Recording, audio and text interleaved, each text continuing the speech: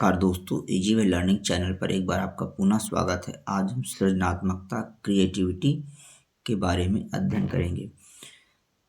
वैज्ञानिक, तकनीकी तथा औद्योगिक विकास के आधुनिक युग में विभिन्न क्षेत्रों के अंतर्गत नित्य प्रतिदिन नए आविष्कार हो रहे हैं। इनमें से अधिकांश आविष्कारों के पीछे जहां वैज्ञानिकों का अथक परिश्रम छिपा है, वहीं उनकी सृजनात्मकता का भी योगदान कम नहीं है। पहले यह माना जाता था कि केवल लेखक, कवि, चित्रकार, संगीतकार आदि व्यक्ति सृजनात्मक होते हैं, परंतु अब यह माना जाने लगा है कि मानव जीवन के प्रत्येक क्षेत्र में सृजनात्मकता की अभिव्यक्ति हो सकती है।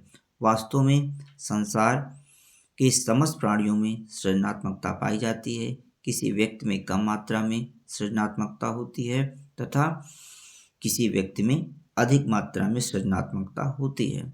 मानवीय जीवन को सुखमय बनाने के लिए नवीन आविष्कार करने तथा समस्याओं का समाधान खोजने के कार्य में सृजनात्मकता अत्यंत महत्वपूर्ण भूमिका अदा करती है। दूसरे विश्व युद्ध के उपरांत सृजनात्मकता के प्रत्यय पर मनोवैज्ञानिकों व शिक्षा शास्त्रियों का विशेष ध्यान दिया गया। वर्तमान समय में तीव्र गति से हो रहे वैज्ञानिक, तकनीकी तथा औद्योगिक प्रगति व विकास तथा आधुनिकीकरण ने मानव जीवन को इतना जटिल तथा समस्याग्रस्त बना दिया है कि इन समस्याओं के समाधान के लिए जीवन के प्रत्येक क्षेत्र में सृजनात्मकता की आवश्यकता महसूस की जाने लगी है। आज के समस्याग्रस्त जटिल समाज तथा प्रतियोगितापूर्ण संसार में सृजनात्मक व्यक्तियों की अत्यंत मांग है। वैज्ञानिक तथा तकनीकी उपलब्धियों को अधिकाधिक अर्जित करने के लिए विभिन्न क्षेत्रों में सृजनात्मक व्यक्तियों को खोजना एक राष्ट्रीय आवश्यकता बन गई है। आइए सृजनात्मकता का अर्थ समझ लेते हैं क्या होता है। सृजनात्मकता का अर्थ मीनिंग ऑफ क्रिएटिविटी। विभिन्न मनोवैज्ञानिकों ने सृजनात्मकता को परिभाषित करने का प्रयास किया है। आइए कुछ महत्वपूर्ण परिभाषाओं को समझ लेते हैं।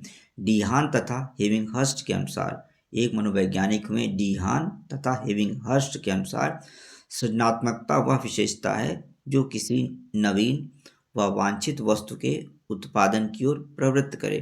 यह नवीन वस्तु संपूर्ण समाज के लिए नवीन हो सकती है अथवा उस व्यक्ति के लिए नवीन हो सकती है जिसने उसे प्रस्तुत किया है। Creativity is the quality which leads to the productions of something new and desirable. The new product may be new to society or new to the individual who creates it. DeHaan and Havighurst. Drevdahl के शब्दों में सृजनात्मकता वह मानवीय योग्यता है जिसके द्वारा वह किसी नवीन रचना या विचारों को प्रस्तुत करता है। Creativity is the human ability by which he presents any noble work और आइडियाज। मनोवैज्ञानिक क्रो एवं क्रो के अनुसार सृजनात्मकता मौलिक परिणामों को अभिव्यक्त करने की एक मानसिक प्रक्रिया है। Creativity is a mental process to express the original outcomes. Cole और ब्रूस के शब्दों में सृजनात्मकता मौलिक उत्पाद के रूप में मानव मस्तिष्क को समझने, व्यक्त करने तथा सराहना करने की योग्यता व क्रिया है। इस प्रकार हम समझ सकते हैं कि सृजनात्मकता का संबंध प्रमुख रूप से मौलिकता या नवीनता से है। समस्या पर नए ढंग से सोचने तथा समाधान खोजने के प्रयास से सृजनात्मकता परिलक्षित होती है। दूसरे शब्दों में हम कह सकते हैं कि सृजनात्मकता वह योग्यता है जो व्यक्ति को किसी समस्या का विद्वतापूर्ण समाधान खोजने के लिए नवीन ढंग से सोचने तथा विचार करने में समर्थ बनाती है। प्रचलित ढंग से हटकर किसी नए ढंग से चिंतन करने तथा कार्य करने की योग्यता ही सृजनात्मकता है। सृजनात्मकता के तत्व आइए देख लेते हैं। सृजनात्मकता के 4 प्रमुख तत्व माने जाते हैं: प्रवाह, विविधता, मौलिकता और विस्तारण। प्रवाह फ्लुएंसी क्या होती है? प्रवाह से तात्पर्य किसी दी गई समस्या पर अधिकाधिक विचारों या प्रत्युत्तरों को प्रस्तुत करने से है। प्रवाह को पुनः 4 भागों में बांट सकते हैं: वैचारिक प्रवाह, आइडिएशनल फ्लुएंसी, अभिव्यक्ति प्रवाह, एक्सप्रेशनल फ्लुएंसी, साचर प्रवाह, एसोसिएटिव फ्लुएंसी तथा शब्द प्रवाह, वर्ड फ्लुएंसी। में बांटा जा सकता है। वैचारिक प्रवाह में विचारों के स्वतंत्र प्रस्फुटन को प्रोत्साहित किया जाता है, जैसे किसी कहानी के अनेकानेक शीर्षक बताना, किसी वस्तु के अनेकानेक उपयोग बताना, किसी वस्तु को सुधारने के अनेकानेक तरीके बताना आदि। अव्यक्त प्रवाह में मानवीय अभिव्यक्तियों के स्वतंत्र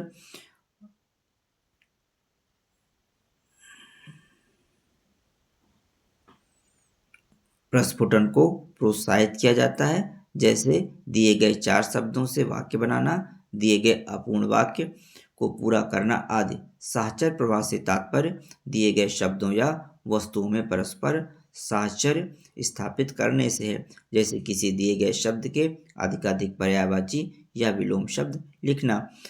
शब्द प्रवाह का संबंध शब्दों से होता है, जैसे दिए गए प्रत्ययों तथा उपसर्ग से शब्द बनाना। किसी व्यक्ति के द्वारा किसी सृजनशील परीक्षण के किसी पद पर प्रवाह को प्रायः उस पद पर दिए गए प्रत्युत्तरों की संख्या से व्यक्त किया जाता है। परीक्षण पर व्यक्ति के कुल प्रवाह प्राप्तांक को ज्ञात करने के लिए सभी पदों के प्रवाह अंकों का योग कर लिया जाता है। विविधता फ्लेक्सिबिलिटी क्या होती है? विविधता से अभिप्राय किसी समस्या पर दिए गए प्रत्युत्तरों या विकल्पों में विविधता होने से है। इससे ज्ञात होता है कि व्यक्ति के द्वारा प्रस्तुत किए गए विकल्प या उत्तर एक दूसरे से कितने भिन्न हैं। विविधता के 3 विभाग हैं: आकृति स्वतः स्फूर्त विविधता, फिगरल स्पॉन्टेनियस फ्लेक्सिबिलिटी, आकृति अनुकूलन विविधता, फिगरल एडेप्टिव फ्लेक्सिबिलिटी, तथा शाब्दिक स्वतः स्फूर्त विविधता, सिमेंट्रिक स्पॉन्टेनियस फ्लेक्सिबिलिटी। आकृति स्वतः स्फूर्त विविधता से तात्पर्य किसी वस्तु या आकृति में सुधार करने की उपाय की विविधता से है। आकृति अनुकूलन विविधता से अभिप्राय किसी वस्तु या आकृति के रूप में किसी दिए गए रूप में परिवर्तन करने की विधियों की विविधता से है। शाब्दिक स्वतः स्फूर्त विविधता में वस्तुओं या शब्दों के प्रयोग में विविधता को देखा जाता है। मौलिकता ओरिजिनलिटी। मौलिकता से अभिप्राय व्यक्ति के द्वारा प्रस्तुत किए गए विकल्पों या उत्तरों का असामान्य, अनकॉमन अथवा अन्य व्यक्तियों के उत्तरों से भिन्न होने से है। इसमें देखा जाता है कि व्यक्ति द्वारा दिए गए विकल्प या उत्तर सामान्य या प्रचलित विकल्पों या उत्तरों से कितने भिन्न हैं। दूसरे शब्दों में मौलिकता मुख्य रूप से नवीनता, न्यूनेस से संबंधित होती है, जो अन्य व्यक्तियों से भिन्न विकल्प प्रस्तुत करता है, वह मौलिक कहा जा सकता है। वस्तुओं के नए उपयोग बताना, कहानी, कविता या लेख के शीर्षक लिखना, परिवर्तनों के दूरगामी परिणाम बताना, नवीन प्रतीक खोजना आदि मौलिकता के कुछ उदाहरण हैं। सृजनात्मकता की प्रकृति, नेचर ऑफ क्रिएटिविटी।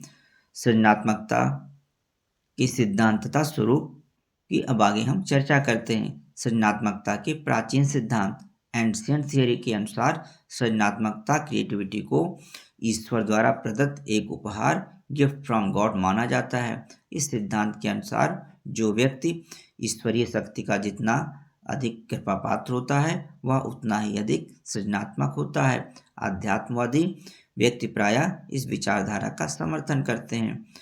अगला है उन्माद समकक्ष सृजनात्मकता सिद्धांत, creativity equivalent to insanity theory के अनुसार सृजनात्मकता वस्तुतः मानसिक उन्माद अथवा मस्तिष्क के गलत व्यवस्थापन, डी-अरेंजमेंट ऑफ माइंड का एक लक्षण है। सृजनात्मकता तथा मानसिक उन्माद के प्रायः साथ साथ पाए जाने के कारण संभवतः इस सिद्धांत का प्रतिपादन किया गया था, परंतु उन्माद तथा सृजनात्मकता समानार्थी शब्द नहीं है। उन्मादी व्यक्ति अपनी अलग दुनिया में रहकर अपनी व्यक्तिगत रुचियों तथा स्वार्थों की पूर्ति करता है, जबकि सृजनात्मक व्यक्ति सृजनशील क्रियाकलापों के द्वारा जनहित के कार्य करता है। अपने सृजनात्मक प्रयासों के कारण सृजनात्मक व्यक्ति का व्यवहार सामान्य व्यक्तियों से कुछ भिन्न हो सकता है, परंतु इसका अभिप्राय यह नहीं है कि वह मानसिक दृष्टि से असामान्य अथवा पागल व्यक्ति है। सृजनात्मकता के जन्मजात सिद्धांत, थ्योरी ऑफ इनबॉर्न क्रिएटिविटी के अनुसार सृजनात्मकता एक जन्मजात संज्ञानात्मक योग्यता अथवा मानसिक शक्ति मेंटल पावर है जो व्यक्ति की प्रकृतिजन्य रूप में जन्म के समय प्राप्त होती है। इस विचारधारा के अनुसार सृजनात्मकता की योग्यता वंशानुक्रम के द्वारा निर्धारित होती है तथा इस योग्यता को कालांतर में सीखा या अर्जित करना संभव नहीं है। James Watt, Isaac Newton, Mahatma Gandhi, Einstein, Ramanuj, Vivekananda जैसे महान व्यक्ति जन्म के समय ही परिस्थितियों को समझने अथवा नई खोज करने के अतिरिक्त शक्तियों, सूझ, विचार प्रक्रिया से युक्त थे। अगला सिद्धांत है वातावरण जन्य सृजनात्मकता का सिद्धांत। थियरी वातावरण जन्य सृजनात्मकता के सिद्धांत।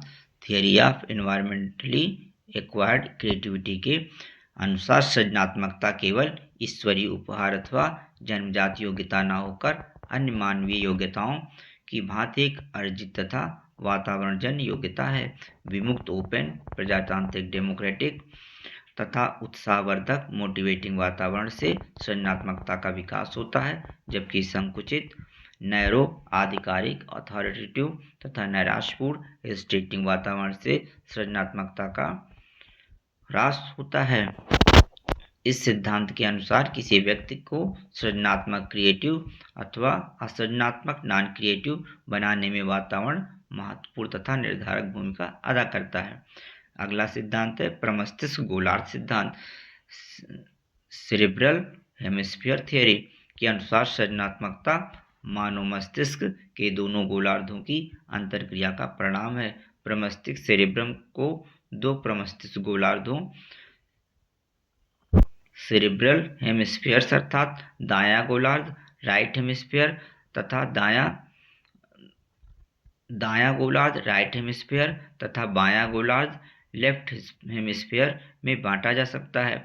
यद्यपि ये दोनों गोलार्ध तंत्रिका तंतुओं नर्वस फाइबर्स के एक गुच्छे से जुड़े होते हैं, फिर भी भिन्न भिन्न प्रकार के कार्यों में इन दोनों गोलार्ध की सक्रियता भिन्न भिन्न होती है। अनुसंधानों में पाया गया है कि सृजनात्मकता व्यक्तियों में प्रायः दायां गोलार्ध राइट हेमिस्फीयर अधिक प्रबल होता है, जबकि तार्किक व्यक्तियों में प्रायः बायां गोलार्ध लेफ्ट हेमिस्फीयर अधिक प्रबल होता है। मनोविश्लेषण सिद्धांत साइको एनालिसिस थियरी के अनुसार सृजनात्मकता वास्तव में संवेगात्मक शोधन इमोशनल पर्जिंग का साधन तथा परिणाम होती है। फ्रायड के अनुसार सृजनात्मक व्यक्तियों की सृजनात्मकता वस्तुतः उनकी मुख्यतः काम क्रिया संबंधी दमित इच्छाओं के प्रकारांत अभिव्यक्ति होती है। फ्रायडवादी सृजनात्मक कृतियों को कामुकता ऊर्जा लिडनल एनर्जी का सामाजिक दृष्टि से वांछनीय तथा व्यक्तित्व को संतुष्ट देने वाला रूपांतरण मानते हैं। फ्रायडवादियों के अनुसार सृजनात्मक अभिव्यक्ति में अचेतन अनकॉन्शियस की भी महत्वपूर्ण भूमिका होती है। अगला सिद्धांत है आई टेलर द्वारा प्रस्तुत सृजनात्मकता का स्तर सिद्धांत लेवल थियरी ऑफ क्रिएटिविटी के अनुसार सृजनात्मकता को 5 क्रमिक स्तरों वाले पदानुक्रम हायरार्की के रूप में स्पष्ट किया जा सकता है। इस पदानुक्रम के 5 स्तर क्रमशः अभिव्यक्तात्मक सृजनात्मकता एक्सप्रेसिव, पहला अभिव्यक्तात्मक सृजनात्मकता एक्सप्रेसिव क्रिएटिविटी, दूसरा उत्पादक सृजनात्मकता प्रोडक्शन क्रिएटिविटी, तीसरा अन्वेषणात्मक सृजनात्मकता इन्वेंटिव क्रिएटिविटी, तीसरा नवचारित सृजनात्मकता इनोवेटिव क्रिएटिविटी तथा उदयात्मक सृजनात्मकता इमर्जिनेटिव क्रिएटिविटी है। कोई व्यक्ति इनमें से जिस स्तर तक पहुंच जाता है उसी स्तर की सृजनात्मकता उस व्यक्ति में हो सकती है। अभिव्यक्तात्मक स्तर निस्संदेह सृजनात्मकता का सर्वाधिक निम्न स्तर है तथा इस स्तर पर मौलिकता तथा गुणवत्ता पद पर जोर दिए बिना व्यक्ति अपने विचारों को स्वतः स्फूर्त अभिव्यक्त करता है। उत्पादक स्तर पर व्यक्ति किसी नूतन वस्तु को प्रस्तुत करने में सक्षम होता है। अन्वेषणात्मक स्तर पर व्यक्ति अपनी पुरानी वस्तुओं को नए नए ढंग से प्रस्तुत करने लगता है। नवाचारिक स्तर पर व्यक्ति में उच्च स्तरीय अमूर्त प्रत्यक्षात्मक कौशलों की सहायता से नए विचारों अथवा नए सिद्धांतों को विकसित करने की क्षमता आ जाती है। उदयात्मक सृजनात्मकता नामक सृजनात्मकता के पांचवें तथा सर्वोच्च स्तर पर व्यक्त किसी कार्य में निहित समस्त अमूर्त विचारात्मक सिद्धांतों तथा मान्यताओं का उपयोग करके अत्यंत उच्च स्तरीय सृजनात्मक कार्य प्रस्तुत करता है। वस्तुतः सृजनात्मकता का यह स्तर प्रायः दुर्लभ होता है, यानी कुछ ही व्यक्ति इस स्तर तक पहुंच पाते हैं। आइए टेलर के स्तर सृजनात्मकता के सिद्धांत को एक त्रिभुज के रूप में बने हुए चित्र के द्वारा समझ सकते हैं। इसमें सबसे नीचे अव्यक्तात्मक सृजनात्मकता, उसके बाद उत्पादक सृजनात्मकता, फिर अन्वेषणात्मक सृजनात्मकता, नवाचारिक और लास्ट सबसे उच्च कोटि का उदयात्मक सृजनात्मकता होता है।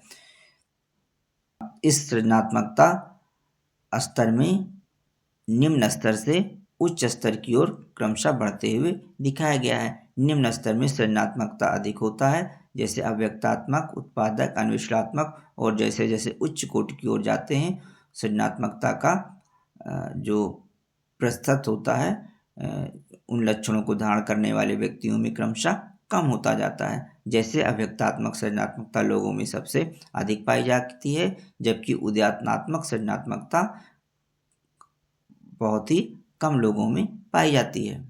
सृजनात्मकता के एक अन्य सिद्धांत एस और टी द्वारा प्रस्तुत सृजनात्मकता का सिद्धांत है, जिसके अनुसार सृजनात्मकता क्रिएटिविटी प्रोसेस सृजनात्मकता प्रक्रिया को प्राथमिक प्रक्रिया प्राइमरी प्रोसेस तथा द्वितीयक प्रक्रिया सेकेंडरी प्रोसेस का जादुई विश्लेषण मैजिक सिंथेसिस के रूप में स्पष्ट किया जा सकता है।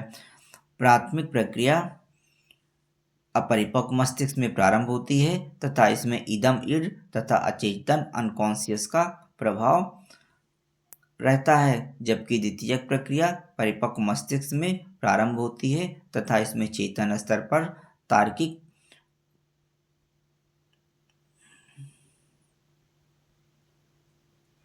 व क्रमबद्ध चिंतन की भूमिका रहती है। सृजनात्मक प्रक्रिया के दौरान प्राथमिक तथा द्वितीयक प्रक्रियाएं एक अजीब ढंग से परस्पर समन्वित होकर इस प्रकार से कार्य करती हैं कि अतार्किक अथवा अव्यवस्थित को त्यागने के साथ साथ किसी नवीन तथा अप्रत्याशित ढंग से वांछित रूप से प्रस्तुत कर दिया जाता है। स्पष्ट है कि आरटी का यह सिद्धांत वस्तुतः फ्रायड की विचारधारा को मनोवैज्ञानिक के आधुनिक दृष्टिकोण में समाहित करने का परिणाम है। ईपी टॉरेंस तथा आर ई मायर्स ने सृजनात्मकता प्रक्रिया के निम्नलिखित सोपान बताए हैं। पहला, समस्याओं के प्रति सजग होना, बिकमिंग अवेयर ऑफ प्रॉब्लम्स। दूसरा, उपलब्ध सूचनाओं का संकलन करना, ब्रिंगिंग टुगेदर अवेलेबल इंफॉर्मेशन। तीसरा, समाधानों को खोजना, सर्चिंग फॉर सॉल्यूशंस। और पांचवा, पहला है समस्याओं के प्रति सजग होना, दूसरा है उपलब्ध सूचनाओं का संकलन करना, तीसरा है समाधानों को खोजना और चौथा है परिणामों का संचरण करना, कम्युनिकेशंस ऑफ द रिजल्ट्स।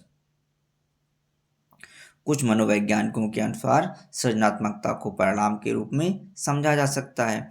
वस्तुतः कोई व्यक्ति कितना सृजनात्मक है या उसके द्वारा प्रस्तुत विचारों, निर्मित वस्तुओं, प्रस्तावित सिद्धांतों अथवा रचित साहित्य आदि की सहायता से जाना जा सकता है, परंतु किसी भी परिणाम या उपलब्धि को सृजनात्मकता तभी कहा जा सकता है जब वह सृजनात्मकता की कसौटी को पूरा करे।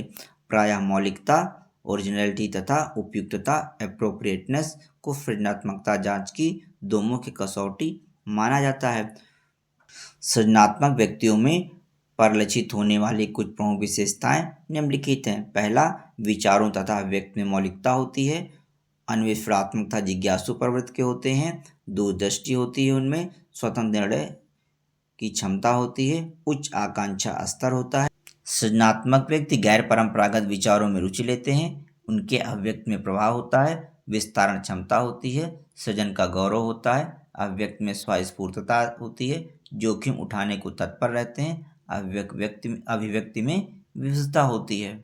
सृजनात्मकता के विभिन्न सिद्धांतों तथा स्वरूपों के वर्णन से स्पष्ट होता है कि सृजनात्मकता को अभी तक पूर्ण रूप से एवं ठीक ढंग से समझने में मनोवैज्ञानिकों को सफलता प्राप्त नहीं हुई है। ऐसी स्थिति में सृजनात्मकता के संबंध में विद्यमान सभी दृष्टिकोणों को एक समन्वित रूप ही सृजनात्मकता की प्रकृति को ठीक ढंग से अभिव्यक्त कर सकता है। आइए सृजनात्मक बालकों की पहचान कैसे करेंगे इसको जान लेते हैं। Identification of creative children. Identification of creative children.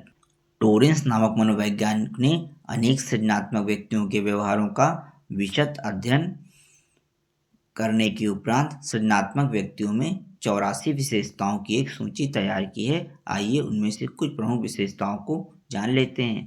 पहला, जैसे कि अव्यवस्था को स्वीकारना, जोखिम उठाना, दृढ़ भावात्मकता, अन्यों के प्रति जागरूकता, अव्यवस्था की ओर आकर्षण, कठिन कार्यों को करना, रचनात्मक आलोचना, तीव्र व अंतर विवेकशील परंपराएं, सदैव परेशान रहना, रहस्यात्मक खोजों के प्रति आकर्षित होना, झेंपू या लज्जालु होना, साहसिक होना, स्वास्थ्य की परंपराओं को स्पष्ट करना, श्रेष्ठ बनने की इच्छा रखना, दृढ़ निश्चय, संवेगात्मक रूप से संवेदनशील होना, उत्साही होना, दोष निकालने वाला होना, लोगों की चिंता नहीं करना, जिज्ञासा से परिपूर्ण रहना, प्रायः आत्मसंतुष्ट प्रतीत होना, अनुभव करना कि सारी व्यवस्था गड़बड़ है, निर्णय में स्वतंत्रता, चिंतन में स्वतंत्रता, परिश्रमी, अंतर्मुखी, परिश्रमी, व्यवहारिक योग्यता में कमी, त्रुटि करना, कभी न ऊबना, नकारात्मक और पलायनवादी नहीं होना,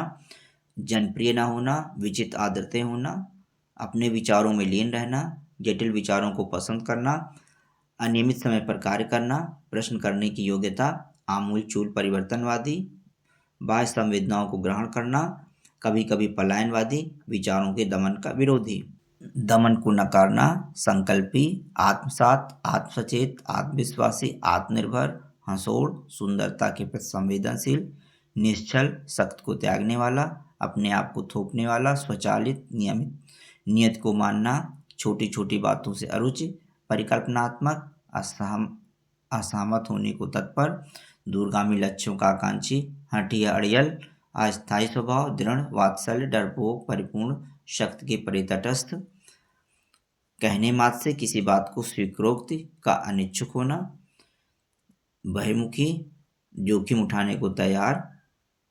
सृजनात्मकता का मापन, मेजरमेंट ऑफ क्रिएटिविटी। यद्यपि सृजनात्मकता वास्तव में एक मानसिक योग्यता ही है, फिर भी अन्य मानसिक योग्यताओं के मापन की तुलना में सृजनात्मकता का मापन एक जटिल कार्य है। सृजनात्मकता के अंतर्गत अनूठे, अस्पष्ट, विस्तृत तथा जटिल कार्यों को करने की अनेक विभिन्न क्षमताएं समाविष्ट रहती हैं। इसलिए सृजनात्मकता का मापन करना मुश्किल कार्य होता है। वास्तव में किसी भी एक परीक्षण की सहायता से किसी व्यक्ति की संपूर्ण सृजनात्मकता को कदापि मापा नहीं जा सकता है। यही कारण है कि मैकनील ने सुझाव दिया था कि सृजनात्मकता के प्रत्येक कारक या घटक को अलग अलग परीक्षणों के द्वारा मापा जाना चाहिए। Hargreaves, Thurstone, Kent, Harris, Owen, Torrance आदि ने सृजनात्मकता के मापन के प्रयासों में अत्यंत योगदान दिया है। गिलफोर्ड तथा मेरीफील्ड के द्वारा निर्मित कॉलेज छात्रों के लिए सृजनात्मकता परीक्षण, हॉलैंड तथा केंट द्वारा निर्मित स्कूल छात्रों के लिए सृजनात्मक परीक्षण तथा टोरेंस के द्वारा तैयार किया गया सृजनात्मक चिंतन का मिनेसोटा परीक्षण काफी प्रसिद्ध हुए हैं। भारत में बीके पासी तथा बाकर मेहंदी के द्वारा विकसित किए गए सृजनात्मकता परीक्षणों को पर्याप्त सफलता मिली है। आइए अब कुछ महत्वपूर्ण सृजनात्मकता के मापन उपकरणों को समझ लेते हैं। पहला है गिलफोर्ड व मैरीफील्ड का कॉलेज छात्रों के लिए सृजनात्मकता परीक्षण। Guilford and Merrifield's creativity test for college students. Guilford तथा मैरीफील्ड के अनुसार सृजनात्मक चिंतन में गैर परंपरागत उत्पादन, डाइवर्जेंट प्रोडक्शन, रूपांतरण, ट्रांसफॉर्मेशंस तथा पुनः परिभाषीकरण, रिडेफिनेशन की योग्यताएं होती हैं। उन्होंने कॉलेज छात्रों की सृजनात्मकता का मापन करने के लिए एक परीक्षण का निर्माण किया जिसमें निम्न 6 घटक या कारक सम्मिलित थे। पहला है समस्या के प्रति संवेदनशीलता सेंसिटिविटी, दूसरा विविधता फ्लेक्सिबिलिटी, तीसरा प्रभाव फ्लुएंसी, चौथा मौलिकता ओरिजिनलिटी, पांचवा विस्तरण इलेबोरेशन और छठा पुनः परिभाषीकरण रीडेफिनेशन। अगला है टॉरेंस के सृजनात्मक चिंतन के परीक्षण, Torrance test of creativity thinking TTCT। E Paul Torrance के द्वारा तैयार की गई इस सृजनात्मक चिंतन परीक्षण श्रृंखला में 2 परीक्षण हैं। प्रथम शाब्दिक परीक्षण वर्बल टेस्ट, जिसे शब्दों के साथ सृजनात्मक चिंतन थिंकिंग क्रिएटिविटी विद वर्ड्स कहते हैं। दूसरा आकृतिक परीक्षण फिगरल टेस्ट, जिसे चित्रों के साथ सृजनात्मक चिंतन थिंकिंग क्रिएटिविटी विद फिगर्स कहते हैं। इस परीक्षण श्रृंखला में निम्नलिखित 4 प्रकार के कार्य सम्मिलित किए गए हैं। पहला, किसी चित्र के संबंध में अधिकाधिक प्रश्न करना। दूसरा, किसी खिलौने में सुधार के लिए परिवर्तन सुझाना। तीसरा, किसी सामान्य वस्तु के अधिकाधिक प्रयोग बताना। चौथा, किसी दी गई वक्रीय रेखा के चारों ओर कोई चित्र बनाना तथा चित्र को शीर्षक देना। यह परीक्षण प्रभाव फ्लुएंसी, विविधता फ्लेक्सिबिलिटी, मौलिकता ओरिजिनलिटी तथा विस्तारण इलेबोरेशन नामक 4 घटकों या कारकों पर अलग अलग प्राप्तांक प्रदान करता है। अगला है पासी के सृजनात्मक परीक्षण। इंदौर के BK पासी के द्वारा 1972 में स्कूल बालकों की सृजनात्मकता का मापन करने के लिए निर्मित सृजनात्मकता के परीक्षण में कुल 6 उप परीक्षण सम्मिलित हैं। पहला है समस्या जांच परीक्षण सीइंग प्रॉब्लम टेस्ट। दूसरा असामान्य उपयोग परीक्षण अनयूजुअल यूज टेस्ट। तीसरा है परिणाम परीक्षण कॉन्सिक्वेंसेस टेस्ट। चौथा है प्रश्नात्मक योग्यता परीक्षण टेस्ट ऑफ इनक्विजिटिवनेस। पांचवा है वर्ग पहेली परीक्षण स्क्वायर पजल टेस्ट और छठा है ब्लॉक परीक्षण ब्लॉक टेस्ट। इनमें से प्रथम 3 परीक्षण यानी समस्या जांच परीक्षण, असामान्य उपयोग परीक्षण और परिणाम परीक्षण एक परीक्षण में शाब्दिक कार्य परीक्षण है। एक परीक्षण में अशाब्दिक उद्दीपन होते हुए भी शाब्दिक प्रतिक्रियाएं देनी होती हैं तथा अंतिम 2 परीक्षणों वर्ग पहेली परीक्षण तथा ब्लॉक परीक्षण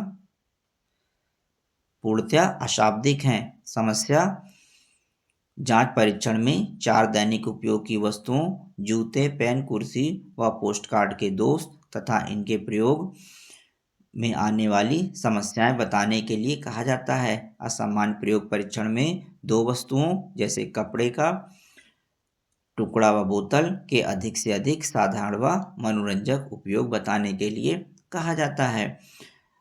परिणाम परीक्षण के अंतर्गत 4 असंभव घटनाओं मानव के उड़ने, घरों के उड़ने, सभी के पागल होने व स्त्रियों के पुरुष हो जाने के परिणामों को सोचने के लिए कहा जाता है। प्रश्नात्मक योग्यता परीक्षण में किन्हीं दिखाई गई वस्तुओं से संबंधित अधिकाधिक प्रश्न पूछने के लिए कहा जाता है। वर्ग परीक्षण में दिए गए 5 त्रिभुजाकार व 5 चतुर्भुजाकार प्लास्टिक के टुकड़ों को वर्ग के रूप में व्यवस्थित करना होता है। ब्लॉक परीक्षण में 19 घनों क्यूब्स तथा 12 अर्धघनों सेमी क्यूब को देखकर अधिक से अधिक विभिन्न आकृतियां बनाने व उनके शीर्षक देने के लिए कहा जाता है। प्रथम 4 परीक्षणों को व्यक्तिगत परीक्षण अथवा सामूहिक परीक्षण दोनों ही ढंग से प्रशासित किया जा सकता है। 5वें परीक्षण को यानी वर्ग पहेली परीक्षण को व्यक्तिगत रूप से या 6 प्रयोजनों तक के समूह में प्रशासित किया जा सकता है। अंतिम परीक्षण ब्लॉक परीक्षण को केवल व्यक्तिगत ढंग से ही प्रशासित किया जा सकता है। इन 6 परीक्षणों के लिए क्रमशः 8, 8, 8 यानी शुरू के 3 परीक्षणों के लिए 8 मिनट और चौथे परीक्षण के लिए 6 मिनट, 5वें परीक्षण के लिए 40 मिनट और छठे परीक्षण के लिए 10 मिनट का समय निर्धारित किया गया है। इस प्रकार से कुल 1 घंटा 20 मिनट का समय वास्तविक परीक्षण कार्य में लगता है। इस परीक्षण श्रृंखला पर कुल सृजनात्मक सहित 15 विभिन्न प्रकार के प्राप्तांक प्राप्त किए जा सकते हैं। अतः इस परीक्षण में शाब्दिक तथा अशाब्दिक दोनों ही प्रकार के सृजनात्मक कार्य सम्मिलित किए गए हैं। अगला है बाकर मेहंदी के सृजनात्मक चिंतन परीक्षण। Baqer Mehdi test of creativity thinking.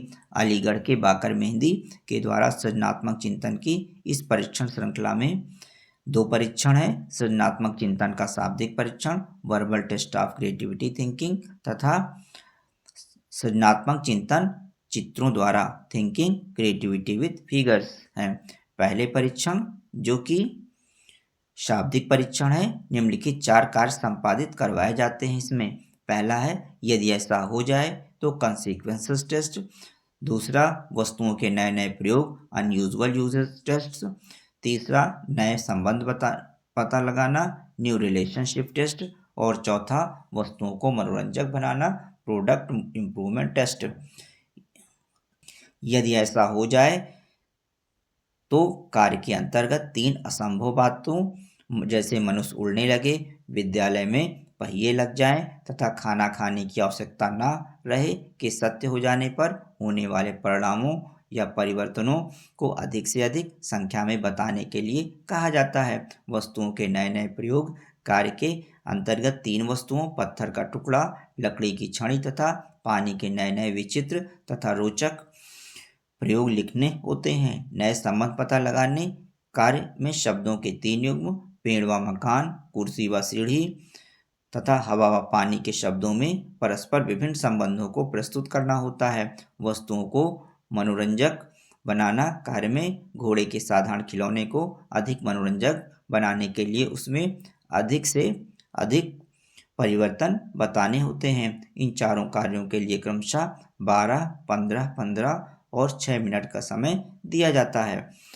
इस प्रकार से शाब्दिक परीक्षण में कुल 48 मिनट का समय वास्तविक परीक्षण हेतु प्रयोजकों को दिया जाता है। इस शाब्दिक परीक्षण के द्वारा सृजनात्मकता के 3 कारकों यथा प्रभाव, फ्लुएंसी, विविधता, फ्लेक्सिबिलिटी तथा मौलिकता, ओरिजिनलिटी का मापन किया जाता है।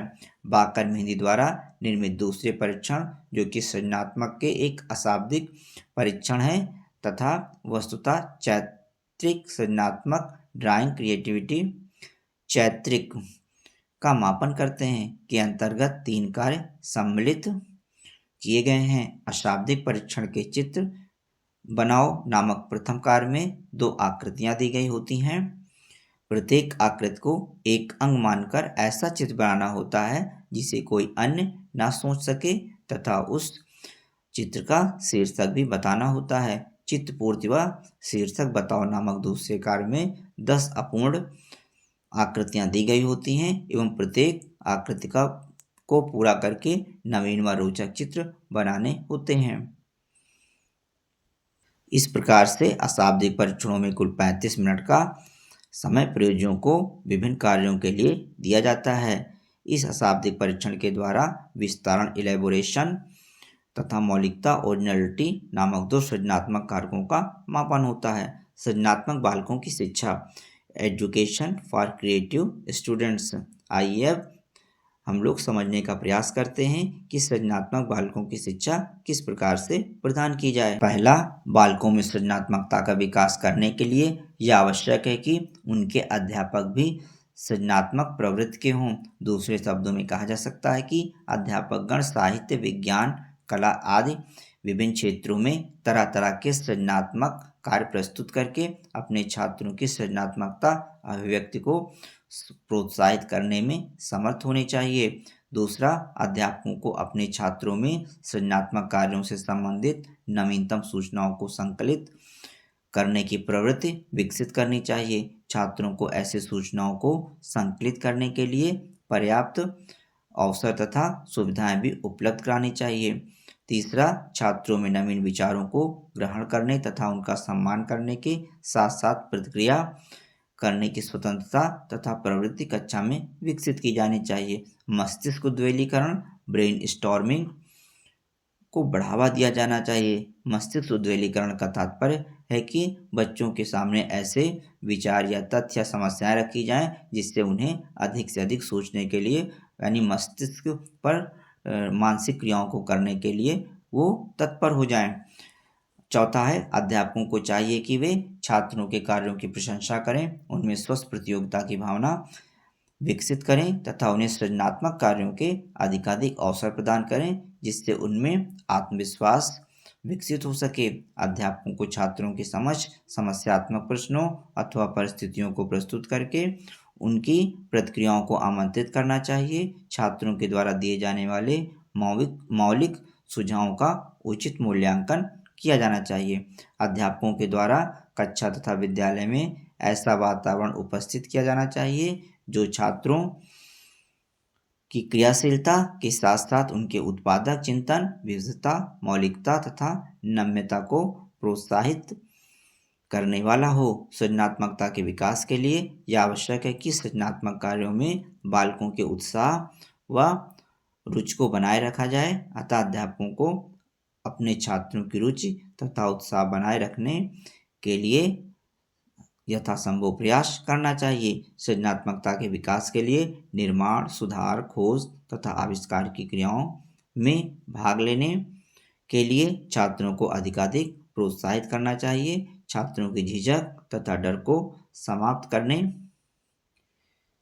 का यथासंभव प्रयास किया जाना चाहिए। जीवन के विभिन्न क्षेत्रों जैसे सामाजिक, राजनैतिक, आर्थिक, तकनीकी अथवा शैक्षिक आदि की विभिन्न समस्याओं को समझने तथा उनका तर्कसंगत व्यवहारिक समाधान प्रस्तुत करने के लिए छात्रों को प्रोत्साहित करना चाहिए। विभिन्न क्षेत्रों के महान अन्वेषकों के जीवन परिचय के साथ साथ उनके जीवन में घटी विशेष तथा सार्थक घटनाओं से बालकों को अवगत कराना चाहिए, जिससे वे उनके जीवन की विभिन्न घटनाओं से प्रेरणा प्राप्त कर सकें।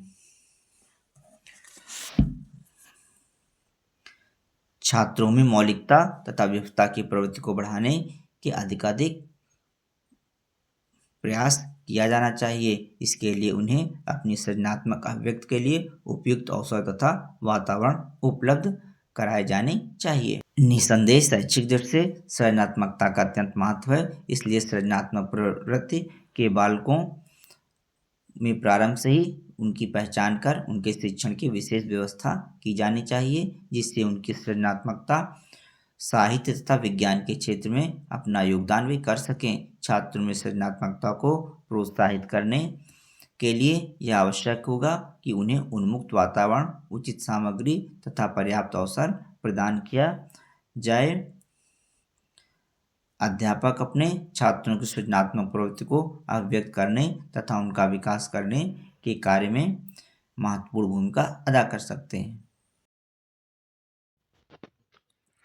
आइए सृजनात्मकता पर आधारित कुछ महत्वपूर्ण प्रश्नों को हल कर लेते हैं। MCQs। पहला है कि रचनात्मकता क्रिएटिविटी किससे संबंधित है। पहला ऑप्शन है केवल ज्ञान से, दूसरा नवीन विचारों से, तीसरा शारीरिक शक्ति से, चौथा अनुशासन से। तो रचनात्मकता क्रिएटिविटी जो होता है वह नवीन विचारों के सृजन से संबंधित होता है। सृजनात्मकता में नवीनता, मौलिकता, विस्तारण जैसे गुण होते हैं। अगला प्रश्न है रचनात्मकता का मुख्य गुण है। ऑप्शन है यांत्रिक स्मरण है, मौलिकता है, अनुकरण है या अवलोकन है। रचनात्मकता का मुख्य गुण होता है मौलिकता। अगला प्रश्न है रचनात्मकता का विपरीत शब्द क्या है। तो रचनात्मकता क्रिएटिविटी का विपरीत शब्द होता है अनुकरण करना। रचनात्मकता में क्या किया जाता है, व्यक्ति कुछ अलग अलग करता है, यानी नवीनता लाने का प्रयास करता है, और अनुकरण में व्यक्ति दूसरों के बातों या व्यवहारों का अनुकरण या नकल करता है। इसमें मौलिकता का अभाव रहता है, जबकि सृजनात्मकता में मौलिकता रहती है। अगला प्रश्न है गिलफोर्ड ने रचनात्मकता को किसके अंतर्गत रखा है। पहला ऑप्शन है बुद्धि संरचना मॉडल, दूसरा व्यवहारवाद, तीसरा मनोविश्लेषण सिद्धांत, चौथा समाज शिक्षा। गिलफोर्ड ने रचनात्मकता को बुद्धि संरचना मॉडल के अंतर्गत रखा है। अगला प्रश्न है टॉरेंस टेस्ट किससे संबंधित है। रचनात्मकता के मापन से। अगला ऑप्शन स्मृति क्षमता से, सी अधिगम शैलियों से, डी बुद्धि भागांक से। तो सही ऑप्शन है कि टॉरेंस टेस्ट जो है वो रचनात्मकता क्रिएटिविटी के मापन से संबंधित होता है। अगला प्रश्न है रचनात्मकता व्यक्ति की विशेषता है। ऑप्शन दिए गए हैं।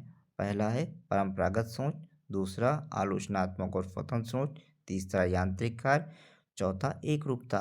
रचनात्मकता व्यक्ति की विशेषता होती है, आलोचनात्मक और स्वतंत्र सोच। अगला प्रश्न है रचनात्मकता का मुख्य उद्देश्य यानी क्रिएटिविटी का मुख्य उद्देश्य क्या है। पहला समस्या समाधान, दूसरा अनुशासन, तीसरा दंड और चौथा अभ्यास। रचनात्मकता का मुख्य उद्देश्य समस्या समाधान, प्रॉब्लम सॉल्विंग होता है। अगला प्रश्न है रचनात्मकता के मापन की सर्वाधिक लोकप्रिय विधि क्या है। पहला ऑप्शन है निबंध, दूसरा प्रश्न पत्र, तीसरा ऑप्शन खुला उत्तर परीक्षण ओपन एंडेड टेस्ट और चौथा परीक्षा अंक है। रचनात्मकता के मापन का सर्वाधिक लोकप्रिय विधि होती है खुला उत्तर परीक्षण open ended test. Open ended test इसमें बच्चे प्रश्नों का उत्तर तर्कपूर्वक, मौलिकता और अपने ढंग से विभिन्न प्रकार से सोचकर उत्तर देते हैं। अगला प्रश्न है रचनात्मकता के लिए कौन सा वातावरण अनुकूल है। पहला ऑप्शन भय एवं दंड, दूसरा खुला एवं प्रेरणादायक वातावरण, तीसरा कठोर नियम, चौथा नियम फॉर एकर कार्यप्रणाली। तो रचनात्मकता के लिए जो है खुला एवं प्रेरणादायक वातावरण महत्वपूर्ण होता है। अगला प्रश्न है रचनात्मकता मुख्यतः किस मानसिक प्रक्रिया से संचालित होती है। पहला ऑप्शन है कल्पना मौलिकता, दूसरा क्रोध, तीसरा भय, चौथा दंड। तो रचनात्मकता जो होती है मुख्यतः कल्पना और मौलिकता से संबंधित होती है। अगला प्रश्न है रचनात्मक प्रक्रिया का प्रारंभिक चरण कौन सा है। ऑप्शन दिए गए अंतर्दृष्टि है, तैयारी है, परीक्षण है या मूल्यांकन है। रचनात्मक प्रक्रिया का जो प्रारंभिक चरण होता है वह तैयारी होता है। अगला प्रश्न है डाइवर्जेंट थिंकिंग का क्या अर्थ होता है। पहला ऑप्शन एक ही समाधान ढूंढना, दूसरा ऑप्शन अनेक नए और विभिन्न समाधान ढूंढना, तीसरा स्मरण शक्ति बढ़ाना, चौथा ऑप्शन है अभ्यास करना। जो डाइवर्जेंट थिंकिंग होता है उसका अर्थ होता है कि अनेक नए और विभिन्न समाधान उत्पन्न करना डाइवर्जेंट थिंकिंग होता है। अगला प्रश्न है रचनात्मकता में सबसे महत्वपूर्ण तत्व क्या है। मौलिकता, नकल, अनुशासन या दंड। तो रचनात्मकता में मौलिकता सबसे महत्वपूर्ण तत्व होता है। अगला प्रश्न है शिक्षक कक्षा में रचनात्मकता कैसे बढ़ा सकता है। पहला ऑप्शन रटाने की पद्धति से, दूसरा मुक्त चर्चा, प्रोजेक्ट कार्य और समूह गतिविधि, तीसरा ऑप्शन दंड है, चौथा ऑप्शन चुप बैठना है। शिक्षक कक्षा में रचनात्मकता मुक्त चर्चा, प्रोजेक्ट कार्य, समूह गतिविधि से बढ़ा सकता है। अगला प्रश्न है रचनात्मकता किस क्षेत्र में प्रकट हो सकती है। पहला केवल कला, केवल विज्ञान, जीवन के सभी क्षेत्र या केवल संगीत में। रचनात्मकता जीवन के सभी क्षेत्रों में प्रकट हो सकती है। अगला प्रश्न है रचनात्मक सोच निम्नलिखित में से किसका प्रकार है। पहला अभिसारी सोच कन्वर्जेंट थिंकिंग, दूसरा अपसारी सोच डाइवर्जेंट थिंकिंग, तीसरा ऑप्शन व्यवहारिक सोच, चौथा ऑप्शन है सामान्य सोच। जो रचनात्मक सोच होती है वह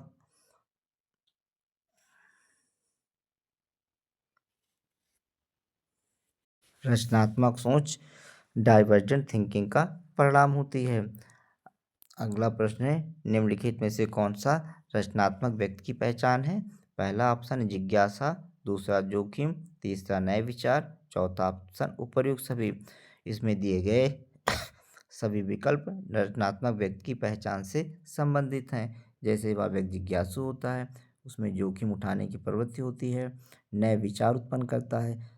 इसमें दिए गए सभी विकल्प सही हैं। अगला प्रश्न है टॉरेंस को किस नाम से जाना जाता है। टॉरेंस को क्रिएटिविटी का पिता कहते हैं, यानी क्रिएटिविटी या सृजनात्मकता का पिता किसे कहते हैं, टॉरेंस को कहा जाता है। अगला प्रश्न है रचनात्मकता का संबंध किस व्यक्तिक गुण से होता है। ऑप्शन दी आत्मविश्वास, दूसरा ऑप्शन है भय, तीसरा अवसाद, चौथा तनाव। तो रचनात्मकता जो है आत्मविश्वास जैसे व्यक्तिक गुणों से संबंधित होता है। अगला प्रश्न है रचनात्मकता का सबसे अधिक महत्वपूर्ण स्रोत क्या है। पहला कल्पना शक्ति, दूसरा ऑप्शन दूसरों की नकल, तीसरा मार्गदर्शन, चौथा दंड। तो रचनात्मकता का सबसे महत्वपूर्ण स्रोत होता है कल्पना शक्ति। अगला प्रश्न देखते हैं, प्रश्न की रचनात्मकता किस प्रकार का गुण है। पहला विकल्प जन्मजात प्लस अर्जित दोनों, अगला विकल्प है केवल जन्मजात, तीसरा विकल्प है केवल अर्जित, चौथा विकल्प है अनियंत्रित। रचनात्मकता जो है जन्मजात और अर्जित दोनों होता है। अगला क्वेश्चन है क्रिएटिव राइटिंग का उदाहरण है। पहला ऑप्शन केवल रटाना, दूसरा अपने शब्दों में कहानी कविता लिखना, तीसरा विकल्प है नकल करना, चौथा विकल्प उत्तर पुस्तिका लिखना। तो जो क्रिएटिव राइटिंग होता है वह अपने शब्दों में कहानी या कविता लिखना क्रिएटिव राइटिंग का एक अच्छा उदाहरण है। अगला प्रश्न है निम्नलिखित में से कौन सा रचनात्मक अवरोध क्रिएटिव ब्लॉक है। ए मानसिक तनाव, बी आलोचना का भय, सी आत्मविश्वास की कमी, डी उपर्युक्त सभी। तो रचनात्मक अवरोध इसमें से सभी हैं, मानसिक तनाव भी है, आलोचना का भय भी है, आत्मविश्वास की कमी भी है, उपर्युक्त सभी हैं। अगला प्रश्न है विद्यालय में रचनात्मकता को बढ़ावा देने हेतु श्रेष्ठ कार्य क्या है। पहला प्रोजेक्ट आधारित अधिगम है, बी कठोर पाठ्यक्रम है, सी अनुशासनात्मक दबाव है, चौथा ऑप्शन है रटाना है। विद्यालय में रचनात्मकता को बढ़ावा देने हेतु दिए गए विकल्पों में से प्रोजेक्ट आधारित अधिगम अधिक श्रेष्ठ है।